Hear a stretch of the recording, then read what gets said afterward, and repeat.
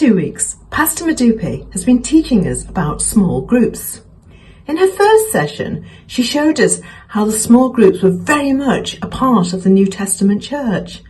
The followers of Jesus met in each other's homes as well as in large congregations. Last week, Pastor Madupe reminded us that throughout fairly recent history, the church has grown when they've met in small groups. So the leaders of Temple of Praise very much feel that this is the way forward for us. So this week, we're going to try and answer the question, why should I join a Jesus in My Home group, or a GMH group as we call it? To answer this, let's look at some of the key elements of the groups. In Acts chapter 2, verses 42 to 47, we are told in verse 42 that they devoted themselves to the apostles' teaching and to fellowship, to the breaking of bread and to prayer. And so it is with the GMH groups. That's what we do. The groups are a time of teaching, of studying the Word of God together. In small groups, where we are all equal and trust each other, it's much easier to participate in Bible study and hear what God is saying to us, rather than in a larger group where we can be intimidated and perhaps frightened to say anything.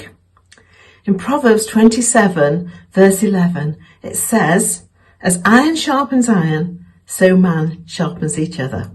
And that's what does happen. This really does happen in small groups.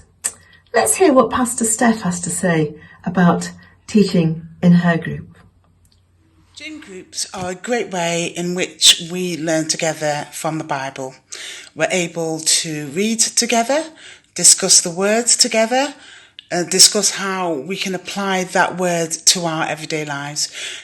Because gym groups are a mixed age group, it's quite easy to share it with younger members of our gym group.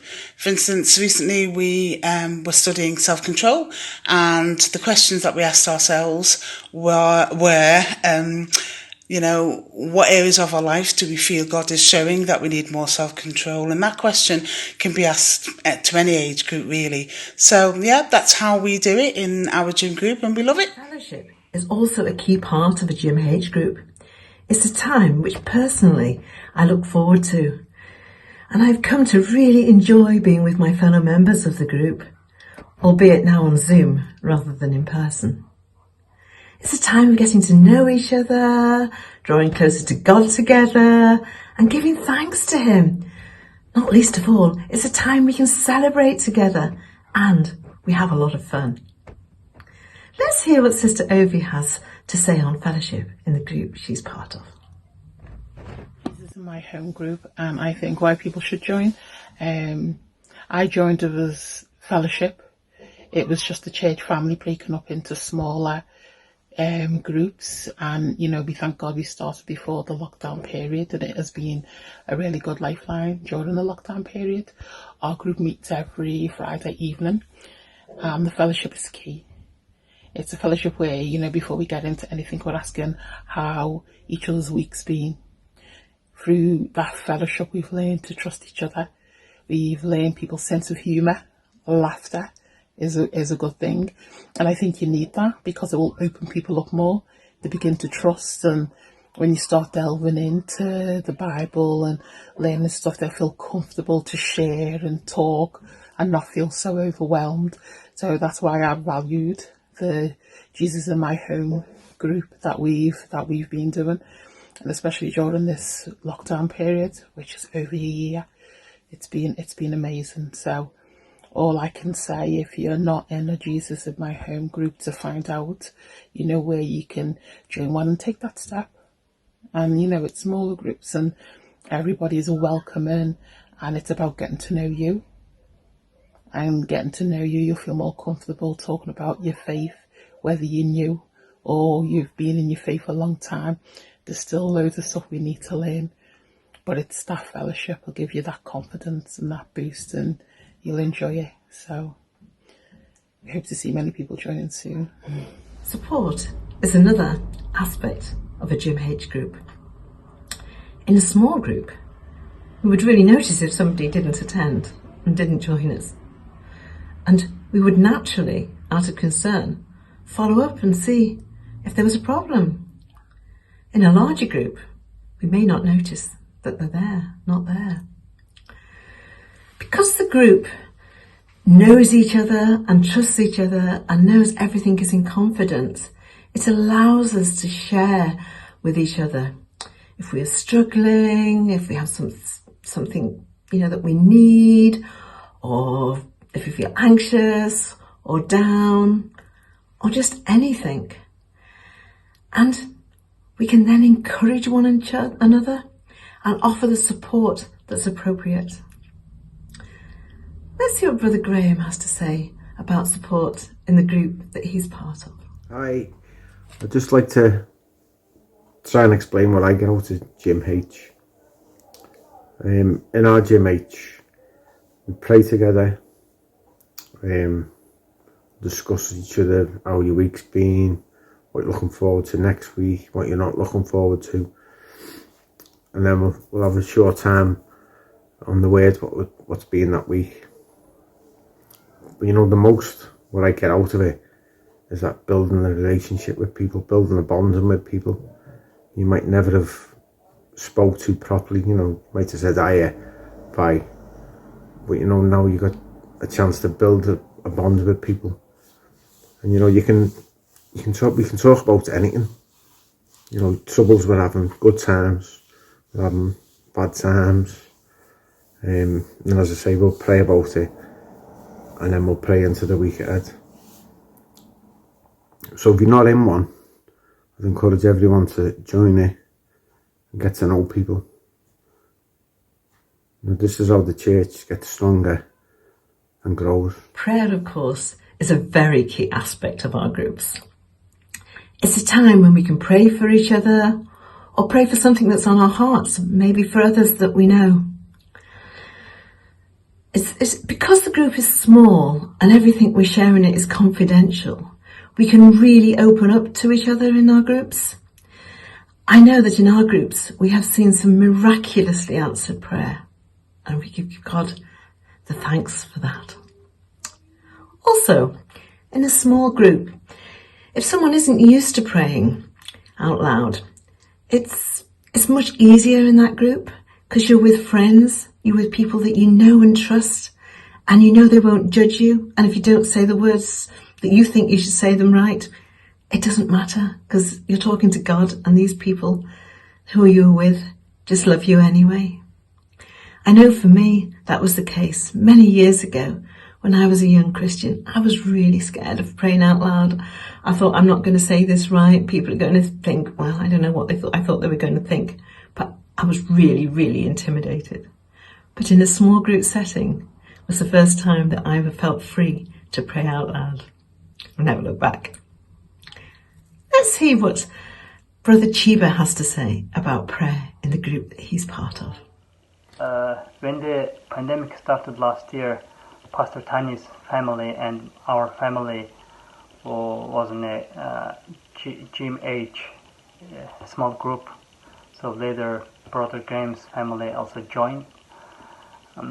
During these small group meetings, I saw God answered all our prayers. There wasn't anything that God didn't answer something. So everything when we pray, God answered. Especially one more example. From my childhood, my behavior, my relationship with somebody wasn't very good. I was very aggressive.